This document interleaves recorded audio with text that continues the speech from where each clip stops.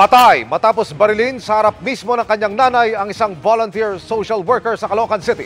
Ang tinitignang mitya sa krimen, pera. Narito ang eksklusibo kong pagtutok. Bandang alas 10:30 ng gabi noong February 15 nang pasukin at itumba sa kanilang bahay sa North Caloocan ang 19 anyos na volunteer social worker na si Mark Anthony Adobas. Wala namang kasalanan ng anak ko, papatay na ganun. Mabait na bata yan, matulungin yan. Binaril ang biktima sa harapan mismo ng kanyang ina na nauwi katabi niya sa sala. Biglang may pumutok. Akala ko naman yung TV ang sumabog. Pagtingin ko, TV, nagkumislap. Tapos tumakbo si Anthony sa akin. Sabi niya, Mama, ay yung pala may tama na siya dito. Tumakbo kami sa labas sa may pinto. Pag ganyan ko, binaril na niya yung anak ko. Doon niya pinuruan sa labas na. Multiple gunshot wounds sa mukha at katawan ang cause of death ng biktima ayon sa death certificate. Walang CCTV sa crime scene pero sa labasan, nakita ang pagdating ng suspect na nakaangkas sa motorsiklo hanggang pumasok siya sa looban at tumakas. Nadakip din agad ang gunman ilang oras nang lumipas at napag-alamang nakulong dati dahil sa illegal na droga. Meron ka ba kinalaman dito sa krimen na ito? Wala po. Dito sa shooting incident na ito? Wala po. Nasa bahay lang po ako nun.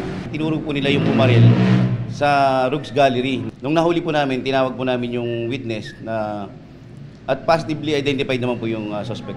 Bakit ito nasa Rogues Gallery, sir? Ano kaso? May kaso na po siya dati ng 9165. Kaugnay naman sa motibo ng paumaril, lumabas sa investigasyon na dahil ito sa pera. Accordingly sa kamag-anak ng ating biktima, may utang sila na hindi na fully paid or kalahati lang inabayaran. So, nagbanta itong mga suspect na pumunta pa sila sa bahay at nagbanta doon sa pag hindi magbabayad, may mangyayari sa kanilang masama. Hanggang matapos daw ang pamamaril, pinuputakti pa rin ng mga banta sa text messages ang pamilya ng biktima. Nagpasya silang lumipat ng bahay dahil sa takot. Nakakatakot kami dun sa mga taong nag-aaligid sa amin. Kasi mayroon pa yung driver, hindi pa nahuli. Isa pa lang nahuli nila. Nagmamakawa lang talaga kami na matulungan ninyo na maanap sana yung mga salary na ganyan.